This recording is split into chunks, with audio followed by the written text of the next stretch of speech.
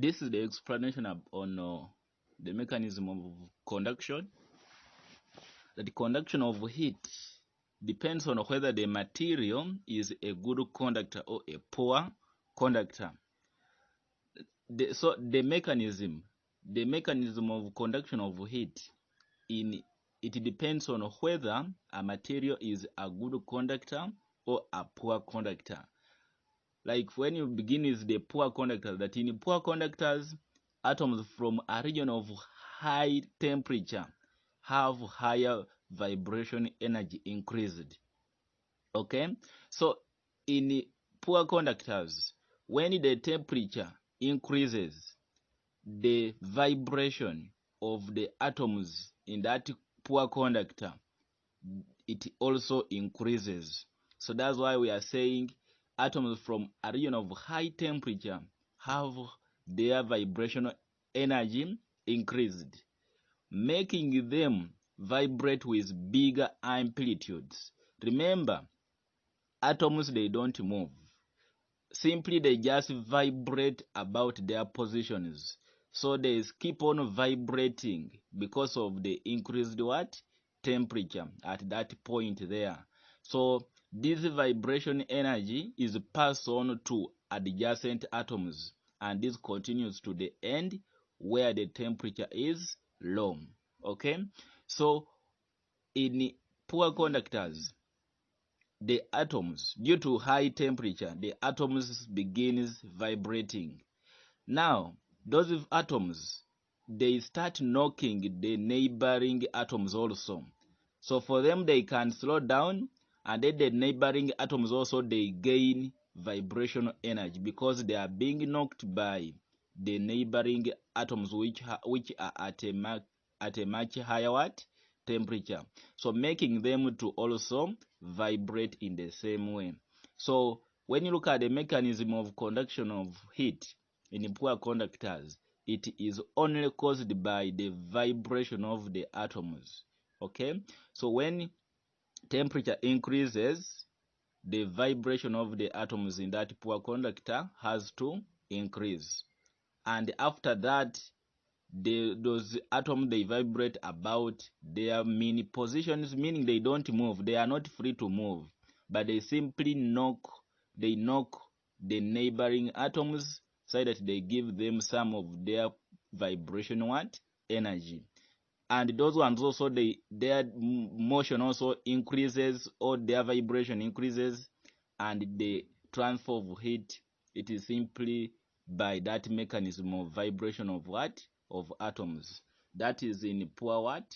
Conductors. Okay, now that in good conductors, such as metals, they contain free mobile electrons. Okay, that when a metal is heated at one end, the electrons gain kinetic energy. But remember, electrons are free to move in good conductors, and they move with high velocities. So when they are moving with high velocities, they keep on colliding with each other, or other electrons and even atoms. Okay, and when they collide, they pass on some of their kinetic energy to other electrons, which in turn pass it on to other electrons. So this continues to the cool regions. Okay, so in this part here, you have to take note that in good conductors, the transfer of heat is by free moving electrons, whereby when the temperature increases, the kinetic energy of those free moving electrons also has to increase. And once the kinetic energy of those free electrons increases, then they begin moving much faster than before. So when they are moving, they keep on colliding with other electrons and atoms, thereby passing on some of their kinetic energy which they had to those other what? New electrons. So that is how the heat is transferred from one point to another in good what? Conductors.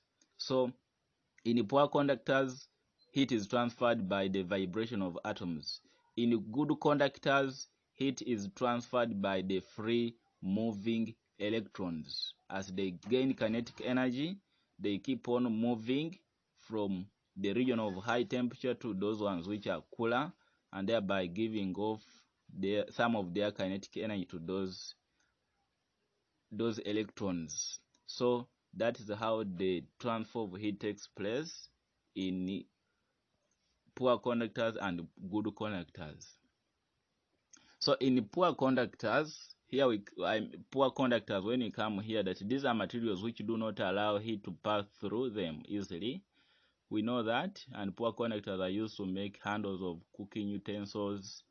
Then good conductors, these are materials that allow heat to flow through them easily because they have free mobile electrons.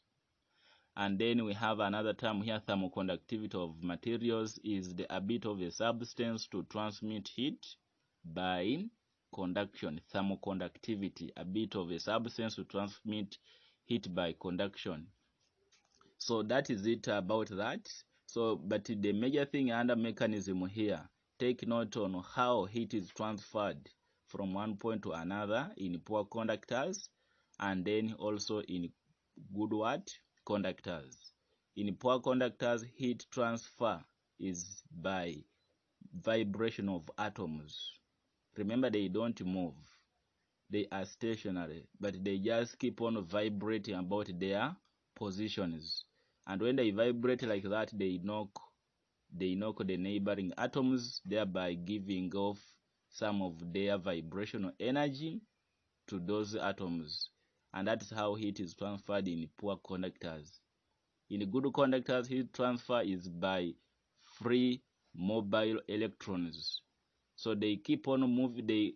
When the temperature increases in that good metal or good conductor, the kinetic energy of those electrons has to increase, thereby making them to move faster than before and enabling them to hit the neighboring electrons which are on their way, and therefore transferring heat from one point to another. That is all about that.